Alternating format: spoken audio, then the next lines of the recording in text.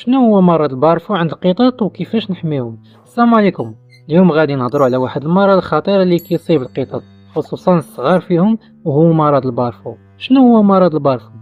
المهم مرض البارفو هو فيروس خطير كينتشر بالزربه وكيصيب الجهاز الهضمي ديال القطط، خاصه الصغار اللي ما كيكملوش الفاكسان، كيعرفوا حتى بالبان لوكوبيني. هذا الفيروس كيضرب الخلايا اللي كتنقسم بسرعه، بحال ديال الامعاء، النخاع العظمي والجهاز المناعي. الاعراض اللي كتكون هي القطه كتبقى ما كتاكلش، الاسهال اللي كيوصل يكون معاه الدم الله يحفظ، تقيؤ بزاف، الخمول والعياء، الجفاف بسبب فقدان السوائل. كيفاش كينتقل؟ هذا السؤال غادي نجاوبك عليه دابا.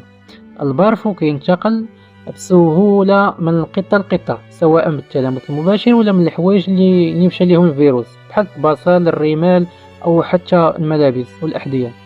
العلاج ديالو مع الاسف ما كاينش علاج مباشر ضد الفيروس، ولكن اللي كيديروا هو يعاونوا القطه باش تتجاوز المرض.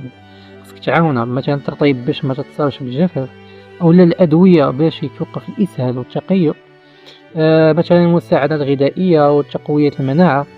المهم الوقاية، مثلا الوقاية أحسن طريقة تحمي بها القطة ديالك من هذا المرض ديال البارفو اللي هي الفاكسان، خصوصا في الصغر. حاول ديما تتابع مع الطبيب البيطري باش تكون القطة محصنة يعني بخير.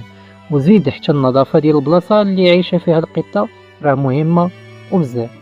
نتمنى يعجبكم الموضوع، ما تنساوش لايك وسبسكرايب، وقولوا لي شنو الموضوع بغيتي نهضر عليه او بغيتو نهضر عليه في الموضوع الجاي. ونتمنى لكم الصحة والسلامة.